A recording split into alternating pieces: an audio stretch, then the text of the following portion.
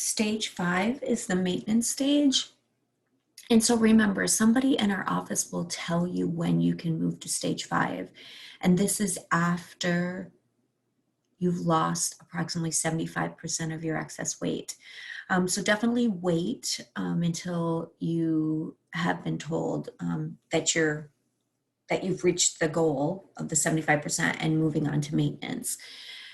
And so really the only thing, because you're already doing solids and pretty much everything has come back in, but this is where starches would come back in, your starches and sugars in moderation. So you can have approximately somewhere between 1 to 2 ounces per meal if you so choose, but and ideally you're limiting it to 3 servings of starches a day. So in your book, you're going to have really, your best options to start with. So always think softer, thinner things, because remember, the starches are expanding: bread, rice, pasta, things like that. They do expand. So starting off with sweet potatoes or yams or even regular potatoes, your beans, like edamame is really great. Beans are considered a starch, but they do have protein in it. So your beans and lentils are a great thing to bring in. Old-fashioned oats, and of course adding your healthy fats in there like nuts and seeds as well to bring in. And remember, you're still trying to, for the most part, you're trying to still think of things that have more protein than sugar. So doing old-fashioned oats versus like instant oatmeal, like instant flavored oatmeal has like 3 grams of protein and like 12 or 13 grams of sugar, where old-fashioned oats has let's say 1 gram of sugar and 5 grams of protein. So you still want to do things that have more protein than sugar, ideally, most of the time. Again, doing flatter things to start with. So like flat out bread is really great. Again, it's a lower carb option. It's got 9 grams of protein, really high in fiber. Your low carb tortillas, it's like 6 net carbs. Ezekiel bread, if you're going to do bread, Ezekiel bread's great. It's made from sprouts. It actually has 6 grams of protein in it, but it doesn't have any sugar. So it has 0 sugar in it. I love Ezekiel bread. So this is what a day might look like. The one thing too is you're still following those basic rules. So way back in the beginning, we were talking about your basic guidelines for, optimal fat loss. And then again, this is maintenance. So keeping the weight off. So you don't want to just sit down and eat a box of Triscuits, right? So you want to make sure, remember, every single meal has to have more protein than sugar. And so if you're talking about 1 to 2 servings, so what is that? So like if you look at a serving of crackers, it's 6.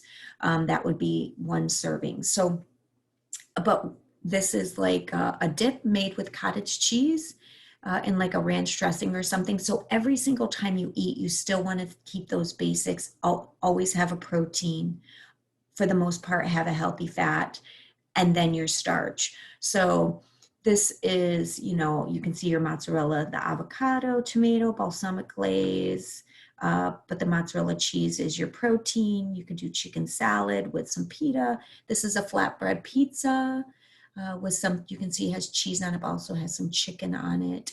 So now you're bringing in the starches, but it's really important to remember, keep it at 3 per day. And this is, you start here, and then things like even like your cookies, your sweets, things like that. Ideally, I still would stick to like low sugared sweets or sugar-free sweets.